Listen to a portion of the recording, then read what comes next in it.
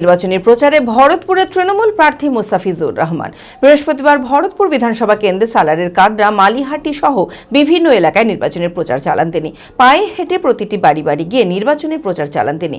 এদিনের প্রচারে তৃণমূল প্রার্থী মুস্তাফিজুর রহমানের সমর্থনে দলীয় কর্মী সমর্থক সহ এলাকার মানুষের স্বতঃস্ফূর্ত অংশগ্রহণ লক্ষ্য করা যায়। মানসিক স্বাস্থ্যের জন্য সবার আগে যে নামটি মনে ভেসে ওঠে সুস্থ মনের ঠিকানা মনোবীক্ষণ। যোগাযোগ নাম্বার 7477799513।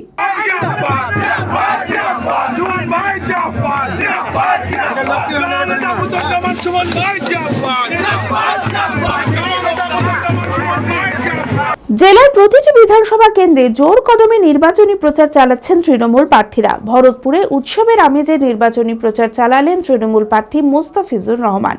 বৃহস্পতিবার ভরতপুর বিধানসভা কেন্দ্রের সালারের কাদরা মালিহাটি সহ বিভিন্ন এলাকায় নির্বাচনী প্রচার চালান তিনি।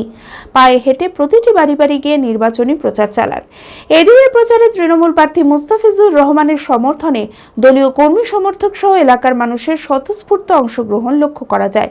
সাধারণ মানুষের সমর্থন ও উচ্ছ্বাসে ভোটে জেতার ব্যাপারে নিশ্চিত মুস্তাফিজুর রহমান। যে ক্যাম্পেইনিং চলছে তাতে মানুষের যে উচ্ছ্বাস, যে আবেগ একদম বাঁধ ভাঙা।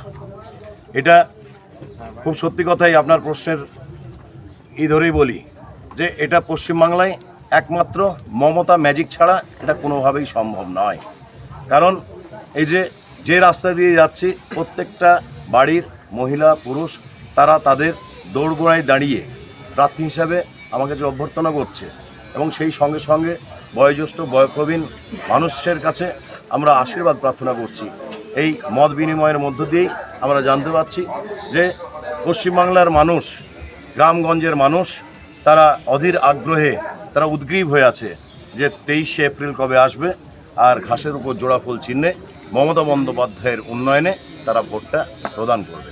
তাই মমতা বন্দ্যোপাধ্যায় যে প্রত্যেকটা বাড়িতে, প্রত্যেকটা পরিবারে রন্ধ্রে রন্ধ্রে মিশে গিয়েছে, একদম জন্ম থেকে মৃত্যু পর্যন্ত, 8 থেকে 80 পর্যন্ত, মা বোনেদের জন্যে, কৃষক বন্ধুদের জন্যে, বেকারদের জন্যে, সর্বত্রই প্রত্যেকটা পরিবারে মমতা বন্দ্যোপাধ্যায়ের মানবিক পরিষেবা যেভাবে পৌঁছে গিয়েছে, তাই আমাদের মোটেই চিন্তিত না।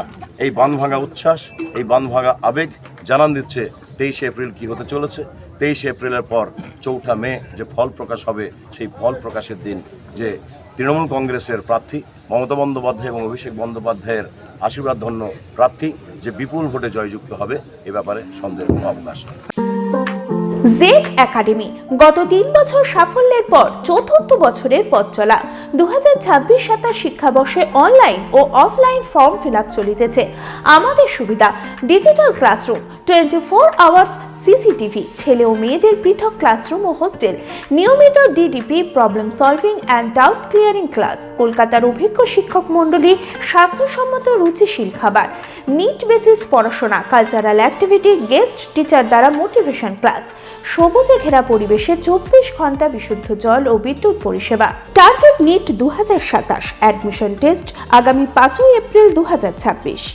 2027-এর নিট ও জেইই পরীক্ষায় সফল হতে আজই আসুন জেড একাডেমিতে। বিশদে জানতে যোগাযোগ করুন। ঠিকানা জেড একাডেমি, সারকাছি রামকৃষ্ণ মিশনের সন্নিকটে, বহরমপুর, মুর্শিদাবাদ।